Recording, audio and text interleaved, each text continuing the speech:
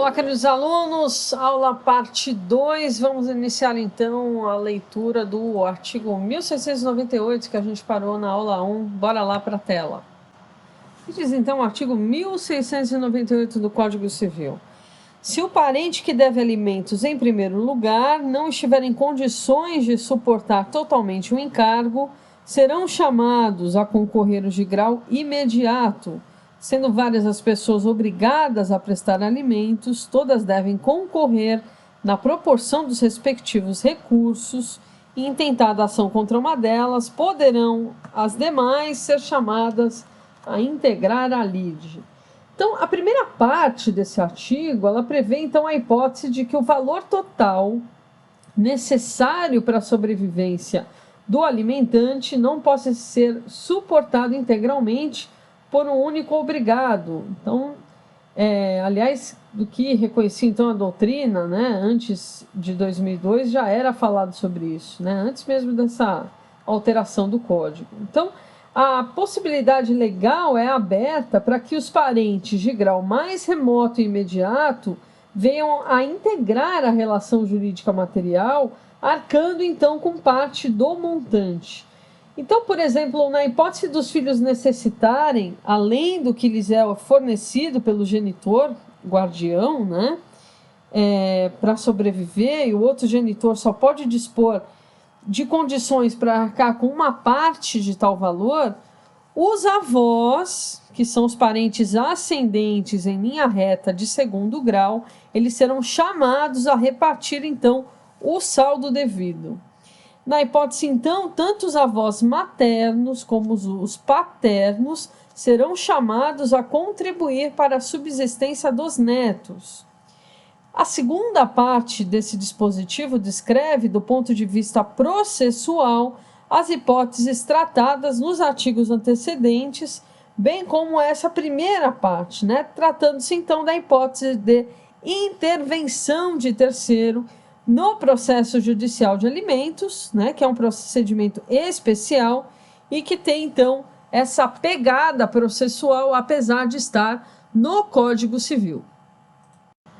O artigo 1699, na sequência, né, diz o seguinte: se fixados os alimentos, sobrevier mudança na situação financeira de quem os supre ou na de quem os recebe, poderá o interessado reclamar ao juiz, conforme as circunstâncias, exoneração, redução ou majoração do encargo.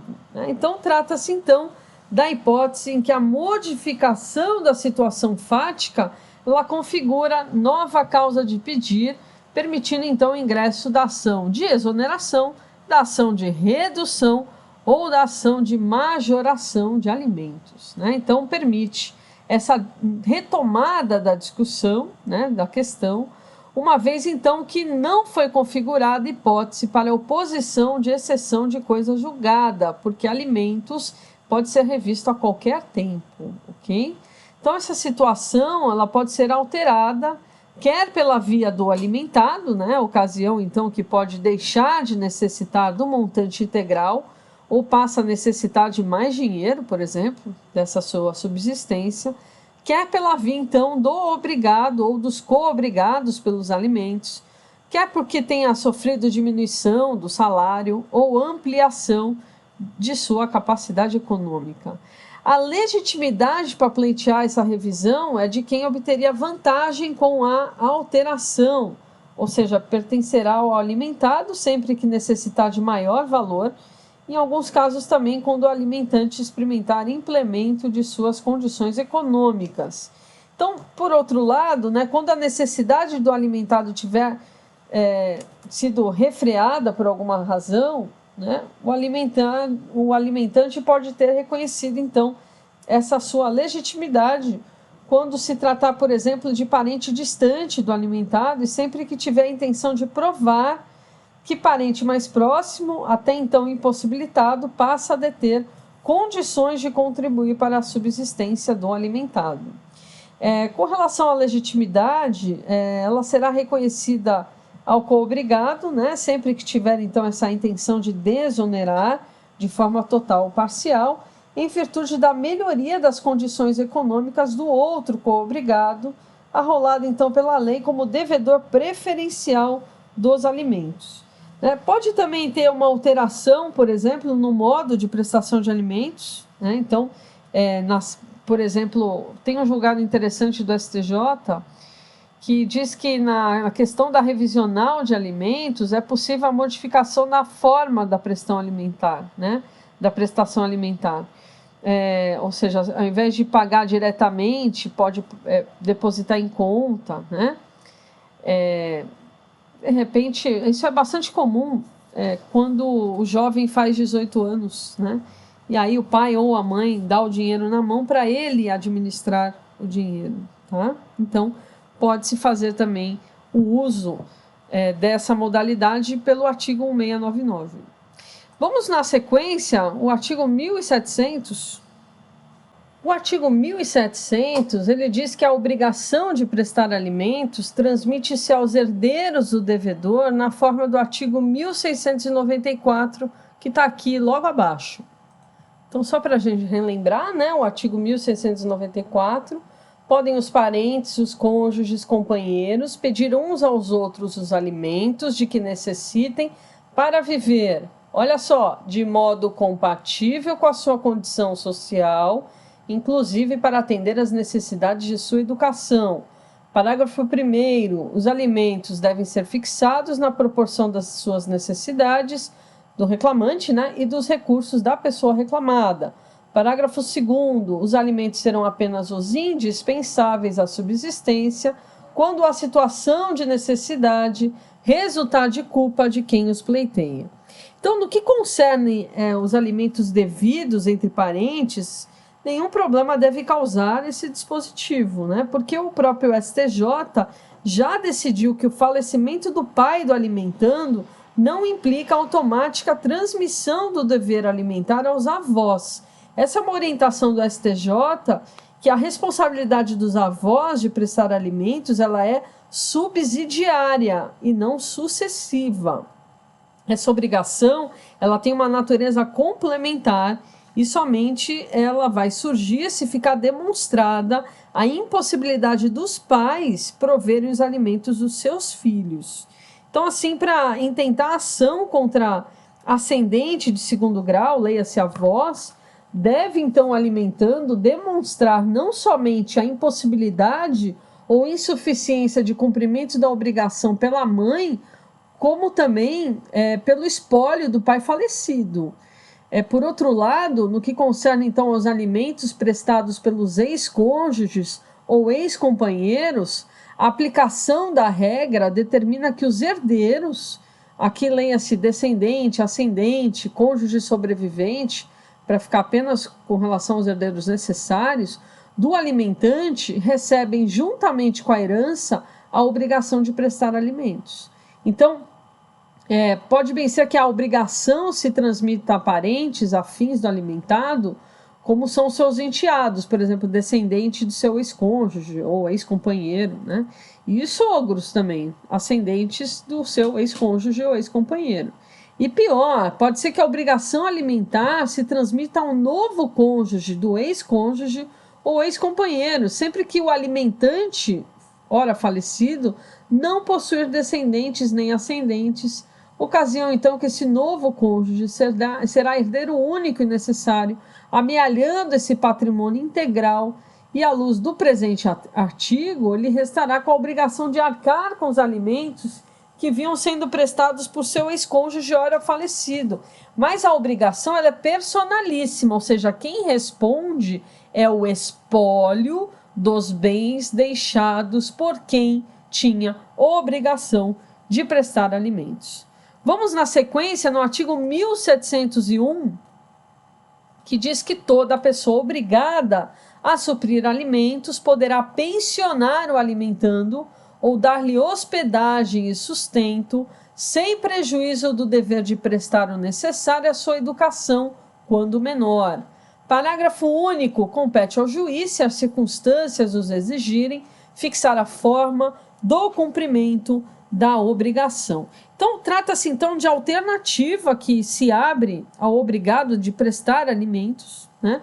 Ou ele opta por fornecer uma quantia necessária para a subsistência do alimentado, ou então opta por hospedá-lo em sua casa, dando-lhe então condições de sustento como alimentação, saúde e vestuário. Então, seja qual for a opção assumida pelo alimentante, ele deverá arcar com a educação do alimentado enquanto menor, com a ressalva do término efetivo dos estudos.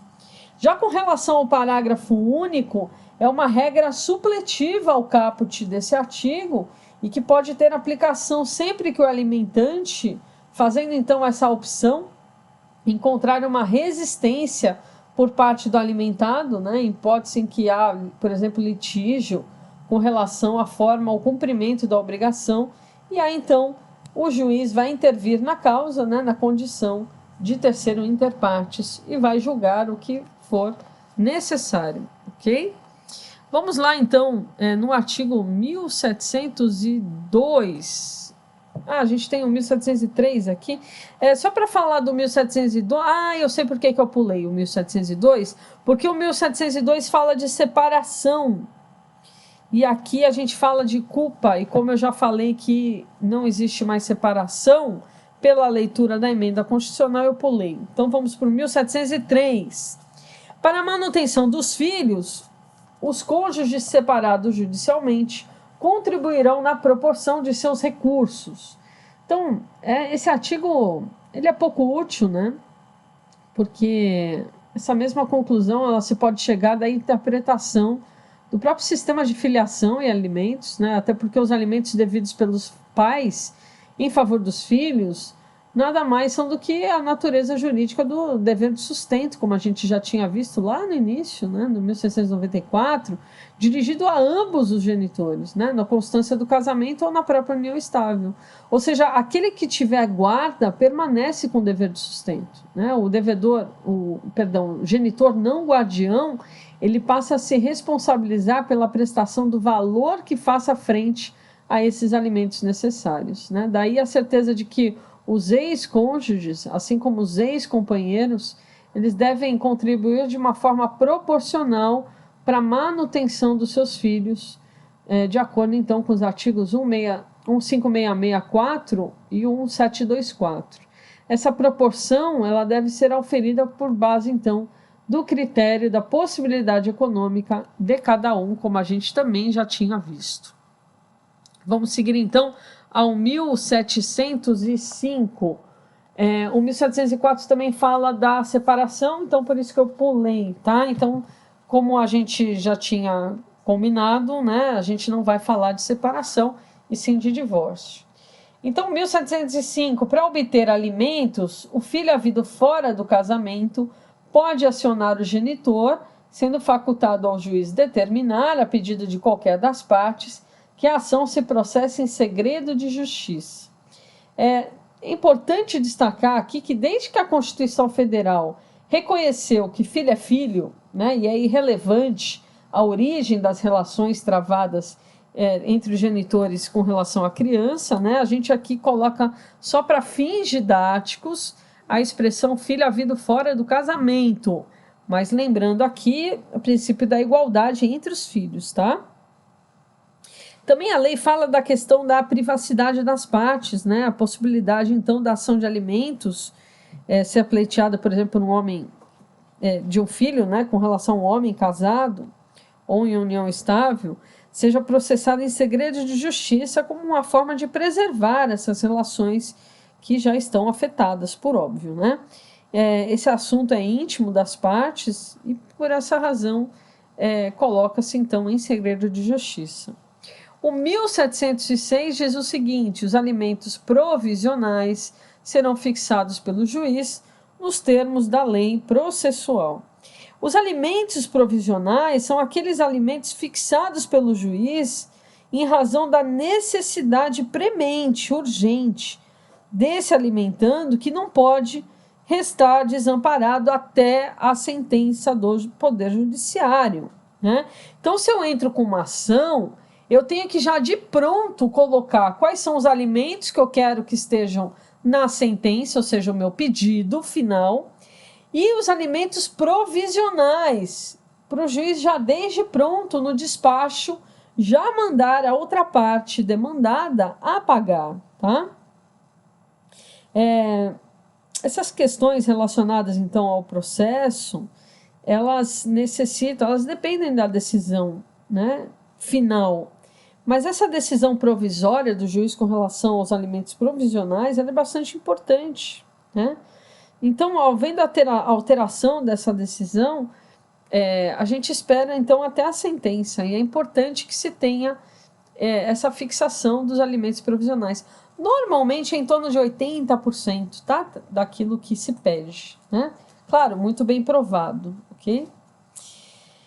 Vamos lá no artigo 1707. Pode o credor não exercer, porém, lhe é vedado renunciar o direito a alimentos, sendo o respectivo crédito insuscetível de cessão, compensação ou penhora. Então, o credor de alimentos não pode renunciar ao direito de alimentos, porque decorre da necessidade da sua própria subsistência.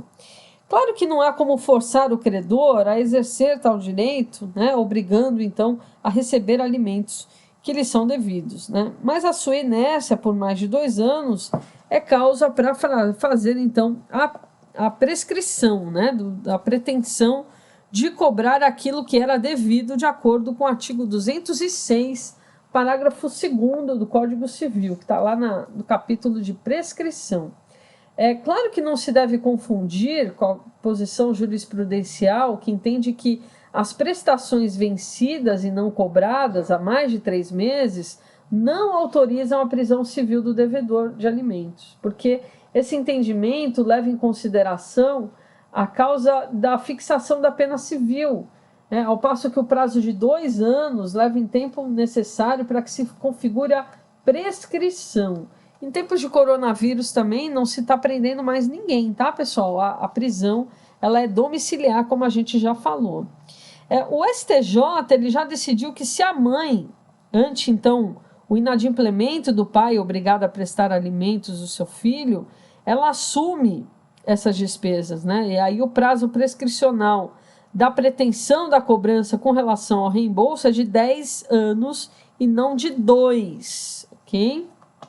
Então, nessa hipótese, houve uma subrogação da pessoa que assumiu as despesas de caráter alimentar, né, na qualidade de terceira interessada, e substituiria, então, na condição do credor, o alimentado com as suas características e atributos, de acordo com o artigo 349 do Código Civil. Apesar de propiciar essa satisfação do credor originário, ela permaneceria, então, nesse vínculo obrigacional anterior, né, agora como terceira adimplente e devedor. Havendo então essa subrogação, o prazo prescricional ele aumenta, né, de 2 para 10 anos. Ok? Deixa eu falar aqui uma coisa importante desse artigo, né, com relação à cessão, à compensação e à penhora. O crédito alimentar ele não pode ser objeto de cessão, ou seja, de transferência gratuita ou onerosa do crédito a uma outra pessoa, né? Nem de compensação, uma forma de pagamento das obrigações que consiste no abatimento recíproco de valores devidos por 2 pessoas, uma a outra, ou mesmo de penhora como forma de garantia do pagamento de dívidas. Com relação à renúncia, o STF sempre entendeu, e aí está na súmula 379 do STF, que os alimentos devidos entre ex-cônjuges não podiam ser renunciados, não obstante o silêncio das normas, né? No entanto, o STJ vinha se posicionando no sentido de ser, sim, possível que os ex-cônjuges estabelecessem entre si a renúncia recíproca à pretensão alimentar. Diante da redação dada a esse artigo, né, devemos, então, observar e reconhecer que a opção do legislador foi a de tornar insuscetível de renúncia todo e qualquer crédito de natureza alimentar, seja entre as partes, ex-cônjuges ou ex-companheiros. Isso porque temos aqui a aplicação dos princípios constitucionais da dignidade da pessoa humana e solidariedade, como a gente já tinha falado. Questão importante que eu queria falar para vocês é com relação à obrigação divisível solidária, né? Como aponta a própria doutrina, a obrigação alimentar ela é, em regra, divisível. A gente pode ver isso de acordo com os artigos 1696 e 1697, né? Essa obrigação de alimentos ela é divisível entre os parentes do necessitado, né, encarregados dessa prestação alimentícia, salvo se o alimentado for idoso, né, alimentando for idoso, e aí a obrigação passará então a ser solidária, cabendo então optar entre um ou outro prestador, como a gente já tinha visto, né? Então, por exemplo, se um pai não idoso ele necessita de alimentos, tem 4 filhos em condições de prestar esses alimentos e quer receber a integralidade do valor alimentar, a ação tem que ser proposta em face de todos, né? Em um verdadeiro litisconsórcio passivo necessário. Como a obrigação ela é divisível, esse pai pode optar em receber de um ou de alguns dos filhos, havendo litisconsórcio passivo facultativo, até porque cabem ações em separados, né? Então, a título de exemplo, com relação à multiparentalidade, né, já reconhecido pelo STF, com repercussão geral da parentalidade socioafetiva, o filho terá que promover a ação de alimentos contra o pai biológico e o pai socioafetivo, né, havendo esse vínculo com ambos e com as condições iguais de prestar alimentos, né. Importante também dizer que a obrigação ela é imprescritível, como a gente já tinha falado anteriormente, né. Ela pode ser mencionada 3 razões para essa não sujeição à prescrição, né? Porque os alimentos envolvem estado de pessoa, porque é uma ação de família, né? De direito das famílias, e a ação de alimentos ela também tem uma natureza declaratória, né? Essa pretensão para a cobrança de alimentos, né? Fixados em sentença, veja bem, a obrigação é imprescritível, mas a ação tem 2 anos de prescrição, como eu já tinha respondido. São situações diferentes, ok, pessoal? Então, aqueles meses, eles prescrevem, mas a obrigação, ela é imprescritível, tá? Então, essa pretensão para a cobrança de alimentos, já fixados na sentença, o próprio ato voluntário, prescreve em 2 anos, contados, então, a partir da data em que se vencerem, de acordo com 206, parágrafo 2º, tá? E, assim, uma prescrição parcial no que tange com relação às dívidas, à medida que é transposto esse prazo, né, contado, então, dos respectivos vencimentos das parcelas. Se o pai ou a mãe forem devedores dos alimentos, a prescrição não começa a correr quando o filho se torna capaz, né, aos 16 anos, porque, por expressa disposição de lei, a prescrição não corre entre ascendente e descendente durante o poder familiar. Especial atenção a esse artigo 197.2 do Código Civil, que é uma questão manjadíssima na OAB, toda hora cai que a prescrição não corre entre ascendente e descendente durante o poder familiar, tudo bem? Assim também entre os cônjuges. Na hipótese, então, dos alimentos devidos pelos pais aos filhos, a prescrição de 2 anos só se inicia quando o menor se tornar capaz aos 18 anos. Então, vamos lá. Vamos imaginar um filho de 5 anos de idade, ele pleiteia alimentos para o seu pai, que tem uma pensão fixada em 5 salários mínimos. Vencidas essas pensões, o pai nunca pagou nada, né? Depois de 13 anos, a criança completa 18 anos, né? E aí termina o poder familiar. Inicia-se, então, o prazo de 2 anos para esse exercício da pretensão referente às pensões vencidas neste longo período de tempo. Isso porque até o fim do poder familiar a prescrição estava impedida, né? Então essa pretensão ela vai se prescrever quando o menor completar 20 anos de idade, ou seja, 2 anos após a sua maturidade, né? Com relação a uma outra característica também que eu queria falar, que essa obrigação é inalienável, né? Por ser de caráter personalíssimo, o próprio artigo 1707, ele enuncia que essa obrigação alimentar não pode ser objeto de cessão gratuita e nem onerosa, né? Isso significa também que essa inalienabilidade dos alimentos, que eles não podem ser vendidos, eles não podem ser doados, tá? É também uma obrigação incompensável, né? Então, lá no 1707, ele veda que qualquer obrigação alimentar seja objeto de compensação, como a gente já tinha visto, né? Forma, por exemplo, de pagamento indireto, que gera a extinção de dívidas mútuas, recíprocas entre pessoas, e que são, ao mesmo tempo, credoras e devedoras entre si, né? Essa atual codificação, ela afasta a polêmica anterior que existia a respeito da possibilidade da compensação de alimentos, né? Principalmente com relação a dívidas entre alimentante e devedor, alimentante e credor, pouco importando a sua natureza. Não pode mais uma coisa, outra coisa, né? A outra característica que eu queria dizer é que a obrigação alimentar ela é impenhorável, né? Então, mais uma vez, ela é personalíssima, inacessível, inalienável e ela é impenhorável. Está lá no 1707 do Código Civil, está lá no artigo 833.4 do CPC de 2015, né?